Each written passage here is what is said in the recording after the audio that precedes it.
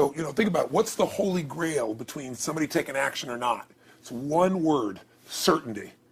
When somebody is absolutely certain, the common word is believe, right? But, you can believe at a general level, or you can believe with certain. When you're absolutely certain that if I do this, it's going to get that result, and that result's going to change my life, you'll do it.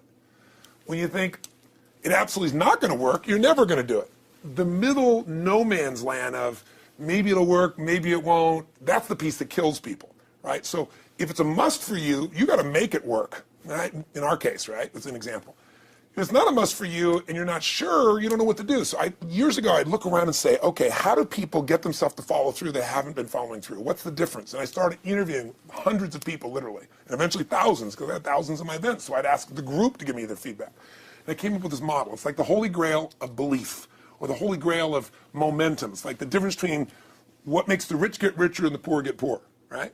And the difference we all know is mindset, but like, how's that built? So this is what I did. I created stupid little 4 little boxes, and I'll scribble it here for you. You think about the first thing that determines whether you can do something or not, and I put that in this first box at the top here on the left side. It's potential. Like, what's the potential of a human being? Like, when you guys started, you proved something no one had done in history. You ran the 4-minute mile, right? For golly knows how many centuries, they're trying to run a 4-minute mile. Roger Bannister does it. How did he do it? Do you remember? You did it in this industry, right? You made $1 million in a day. No one had ever done that in history, right? After you did it, a bunch of other guys are doing it because it became possible. Roger Bannister didn't just go physically practice. He made a shift in his head. He practiced in his head because he could never achieve it physically, so he had to change in his head first so that the result became certain enough he believed it, and then his body got him through. After Roger Bannister ran that 4-minute mile, within 2 years, 37 people ran a 4-minute mile.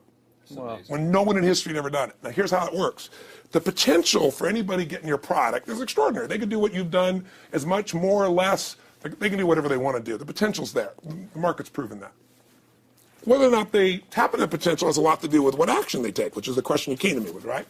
Like, God, they all have potential, but they're not taking action. And we all know that the action they take is going to determine the results they get. That's pretty obvious. So most people have a belief about what their real potential is no matter what you tell them. And that affects how much action they take. And of course that affects the result. And then ironically, that result reinforces their belief. And then that belief affects it. So I'll give you an example. Let's say a person has unlimited potential, we all agree. But they take little action, little results. Why? Because they have to start with a problem with their belief. They don't believe it's really going to happen for me. Maybe for Frank Kearns because he's got the cool hair and stuff, or maybe it's for you because you're so driven, but it's not me. Maybe Tony Robbins because he's a freak, got these big teeth. Whatever their thought process is, right? They got this thing, right? But what happens is, if you believe that there's very little potential, how much action are you going to take? Nothing, little. And when you take little potential with a little action, what kind of results do you get? Lousy little results. And when you get little results, what does that do to your belief? You go, see, I told you this was a waste of time, told you this wouldn't work. And then what happens? You tap even less potential. You take even less action. You get even worse results, and your belief gets even weaker. And this sucker feeds on itself until you are in a downward spiral. It's poisonous. It's poisonous and it's self-fulfilling. Now, what if something could happen that could come along and fill you with a sense of absolute certainty? Not like I believe, but where you know. In you guys' case, mine as well, we knew because we had to.